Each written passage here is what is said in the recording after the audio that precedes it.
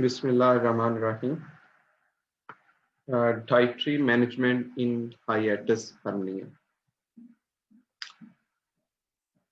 Hiatal hernia basically occurs when stomach slides up through the diaphragm and into the lower chest.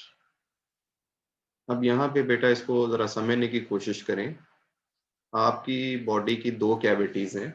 एक cavity जो belly button वाली side पे है जिसको हम एब्डोमिनल कैविटी कहते हैं, और एक कैविटी जो है जो चेस्ट एरिया में है जिसको हम थोरिक कैविटी कहते हैं। तो बेसिकली ये दो कंपार्टमेंट्स हैं। आप ये ब्लू कलर जो है ना इसको आप थोरिक कैविटी कह लें, और ये दरमियान में जो है ना आपको एक शीट सी नजर आ रही है जिसको डायाफ्राम कहते हैं, और डायाफ्राम से नीचे वाला जो पोर्शन है ना इसको आप एब्डोमिनल कैविटी कह सकते हैं। अब होता क्या है, बेसिकली जीआईटी सिस्टम जो है वो माउथ से स्टार्ट होता है और फिर एक 25-30 सेंटीमीटर लॉन्ग कोई सोफेगस एक पाइप की शक्ल में माउथ को कनेक्ट करती है स्टोमक के साथ, और ओएसोफेगस जो है ये स्टोमक के साथ कनेक्ट होती है by passing through a hole. एक सुराख है भाई जिसमें से ये गुजरती है। ये सुराख है जो इन दोनों कैविटीज को जो है ना वो डायफ्राम की मदद से लैदा कर रहे हैं। अब नॉर्मली क्या होना चाहिए, वो एसोफेगस जो है उसको थोरिक कैविटी में रहना चाहिए और स्टोमक जो है इसको एब्डोमिनल कैविटी में रहना चाहिए। लेकिन हाइएटस हर्निया का प्रॉब्लम जिन लोगों को होता है उनमें स्टोमक जो है ये प्रोट्रूड कर जाता है। प्रोट्रूड कर जाना, बाहर की तरफ एक लोब की शक्ल में निकल आना। तो बेसिकली यहाँ पे एक मैकेनिकल डिफेक्ट पैदा होता है। ये सुराख जो है ये मोर देन नॉर्मल होगा साइज में, यानी जो नॉर्मल इसका साइज है उसकी निस्बत ये बड़ा हो जाता है।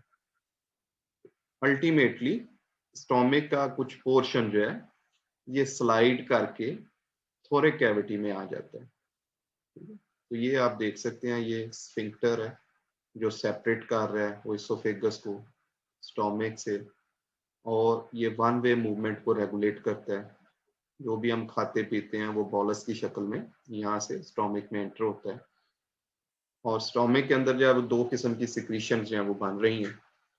एक सिक्रीशन जो है उसका काम है कि म्यूकस लेयर को प्रोवाइड करना, म्यूकस या एक स्लिपरी सी सरफेस प्रोवाइड करना, ताकि स्टोमक जो है उसकी अपनी प्रोटेक्शन की जा सके जो भी वहाँ का एडवर्स इन्वायरमेंट है जो कि हाईली एसिडिक इन नेचर है। और दूसरा इसके अंदर ऐसी सिक्रीशंस डेवलप हो रही हैं कि जो फूड की डाइजेशन के अंदर हेल्प करती हैं। तो ये दोनों काम जो है एक ही वक्त में हो रहे हैं। तो अब आपने वीडियो ट्यूटोरियल में सुना है कि हाइएटल हर्निया जो है ये स्लाइडिंग टाइप भी हो सकता है और फोल्डिंग टाइप भी हो सकता है। तो स्लाइडिंग में ये एग्जांपल आपको यहाँ पे नजर आ रही है, ठीक है, जिसमें ओएसोफेगस के अंदर कुछ पोर्शन जो है वो स्टोमक का वो अपवर्ड जो है वो मूव करता है, स्लाइड करता है। और दूसरे वाले केस में क्या है कि ओएसोफेगस अपनी जगह पे रहती है और स्टोमक जो है वो इसी ये जो होल साइज में बड़ा हो चुका है डायाफ्राम के अंदर, यहाँ से वो साइड पे स्लाइड करता है अपवर्ड की तरफ। इस बेस पे इसको दो तरह के हर्निया जो है वो उनका नाम दिया जाता है। तो यहाँ पे आप देख सकते हैं कि this is the normal stomach, in which case you can see the stomach is in the abdominal cavity, and in the upper part of diaphragm means thoracic cavity you can see the oesophagus. What happens in case of weak diaphragm? The stomach may protrude in the thoracic cavity.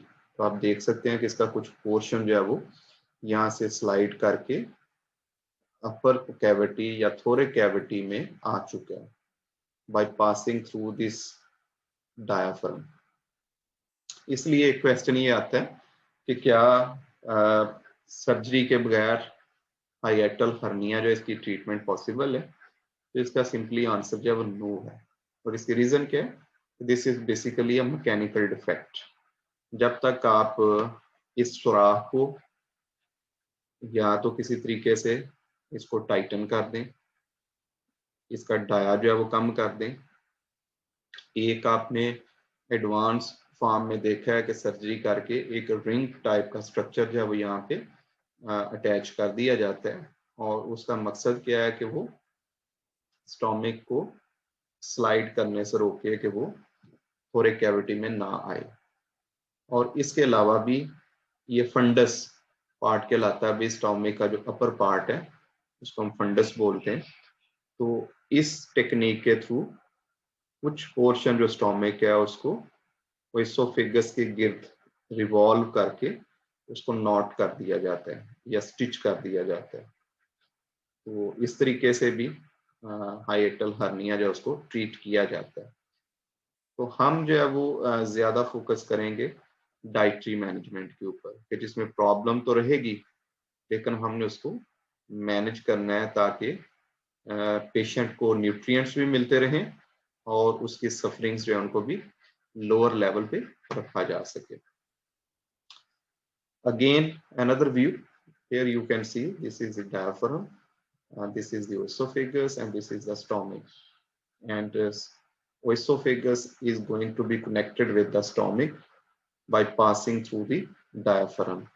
So if the size of this hole becomes enlarged due to any reason, due to weak diaphragm, you can say, so there are chances that stomach can slide upwards, can protrude upward in the esophagus. So this will be called as sliding hiatus hernia. Another type I have mentioned as a rolling type of hernia, and you can also call it paraesophageal hiatus hernia. और यहाँ पे आप देख सकते हैं कि ये normal वो एसोफेगस जो है ये कनेक्ट हो रही है स्टोमिक के साथ, लेकिन स्टोमिक का यहाँ से कुछ पोर्शन जो है वो उसी होल में से स्लाइड करके थोरेक कैविटी के अंदर आ जाता है। इस वाले केस में क्या है कि स्टोमिक जो है वो स्लाइड करता है inside the oesophagus, not the along side the oesophagus. तो ये फर्क जहन में रखिएगा स्लाइडिंग और रोलिंग हर्निया के दरमियान। This is basically an abnormal condition in which part of stomach protrudes upward through the esophageal cleft. So this is basically you can say this is the esophagus, and this is the esophageal cleft in the diaphragm, sometimes causing a backflow of acid and stomach contents into the esophagus. तो normally ये one way movement होनी चाहिए जिसमें bolus को stomach की तरफ move करना चाहिए और स्टोमिक के जो एसिड कंटेंट्स हैं इनको बैक फ्लो नहीं करना चाहिए टुवर्ड एसोफेगस, क्योंकि अगर ये बैक फ्लो करते हैं तो due to high acidity they can damage the esophagus. Ultimately यहाँ पे फिर कई तरह की और हेल्थ इश्यूज हो सकती हैं, लाइक डिफरेंट टाइप के कैंसर्स जो हैं वो डेवलप हो सकते हैं। और इसके साथ साथ एक गैस्ट्रोएसोफेजियल रिफ्लक्स डिसऑर्डर भी यहाँ पे वर्क करता है, जिसमें जो एसिडिक कंटेंट्स हैं स्टोमिक के वो बर्पिंग करते हैं, जंपिंग करते हैं एसोफेगस की तरफ, और इससे एक स्फीयर किस्म का हार्ट बर्न जो है वो फील होता है। ठीक है, तो ये दो तीन हेल्थ इश्यूज हैं जो कि जो एसोफेगस और स्टोमिक का जो जंक्शन है यहाँ पे पॉसिबली हो रहे होते हैं। As I have already mentioned regarding the GERD, gastroesophageal reflux disorder. And in this case, you can see the lower esophageal sphincter remains open, and ultimately the backflow of the acid and stomach contents into the esophagus take place. अब ये जब contents यहाँ से esophagus में जाएंगे, highly acidic material जब esophageal part में जाएगा तो वहां पे फिर एक क्या लेंगे, as a result of this reflux heart burn type symptoms जो है वो अपीयर होंगी. नॉर्मली ये जो स्फिंक्टर है, लोअर एसोफेजियल स्फिंक्टर, इसको क्लोज हो जाना चाहिए after the release of bolus into the stomach.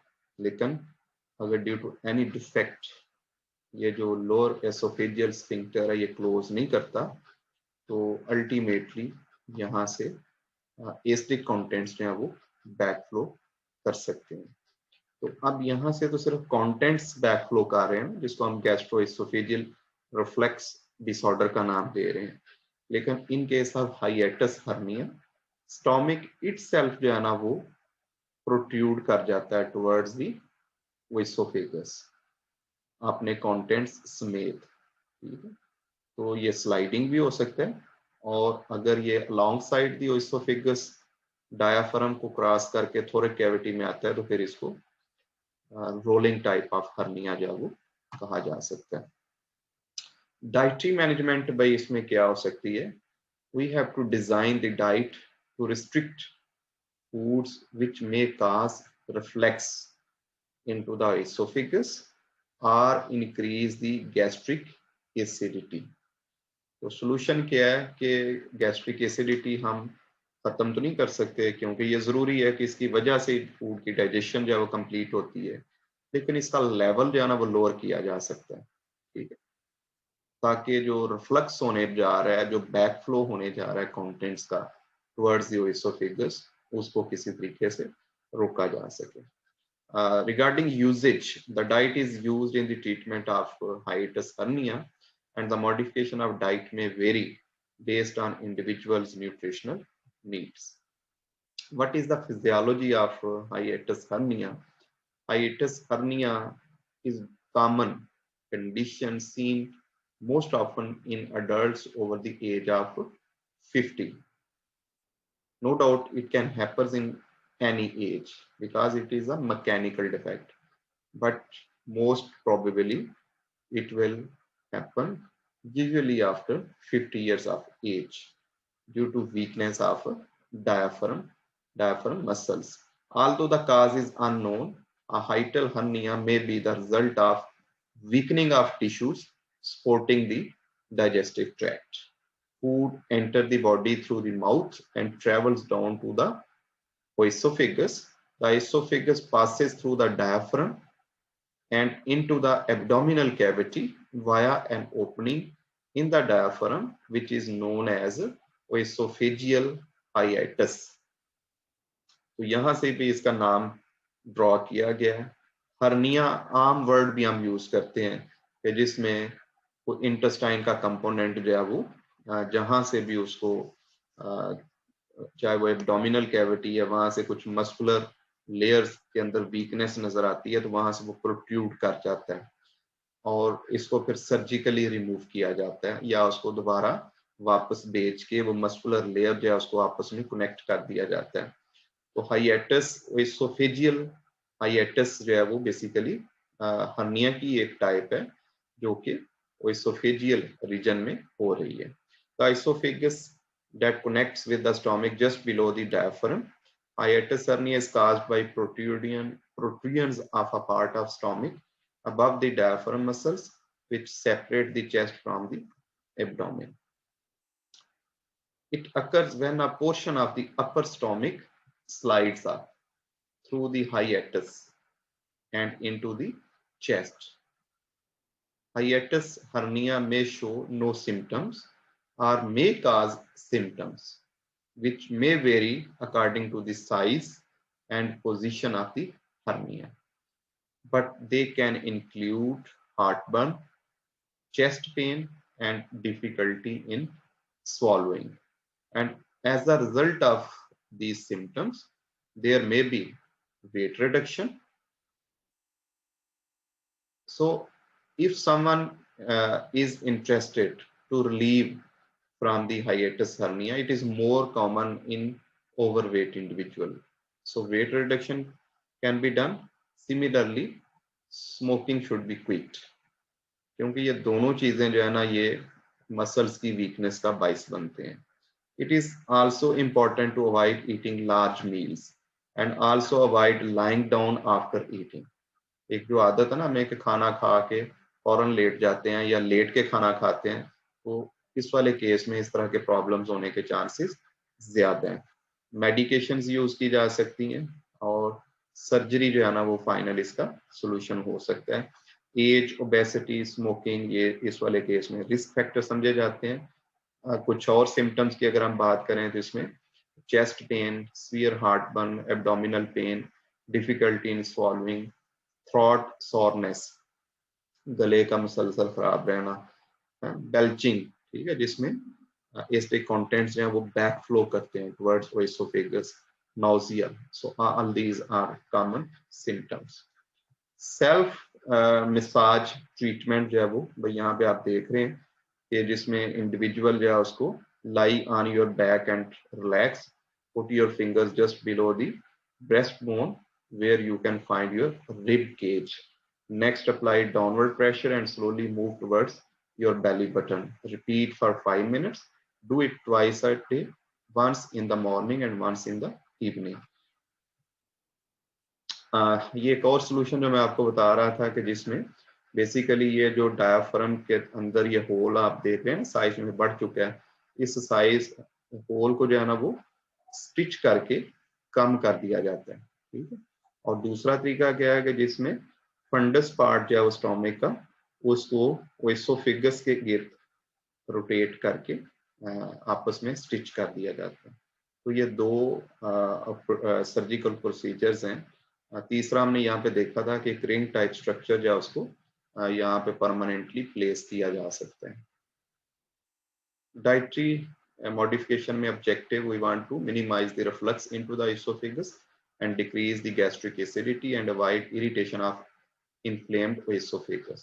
Basically हमने high food rich in spices और fat content उनको हमने किसी तरीके से, और जो irritants जिनके अंदर पाए जाते होंगे उनको हमने रोकना होगा.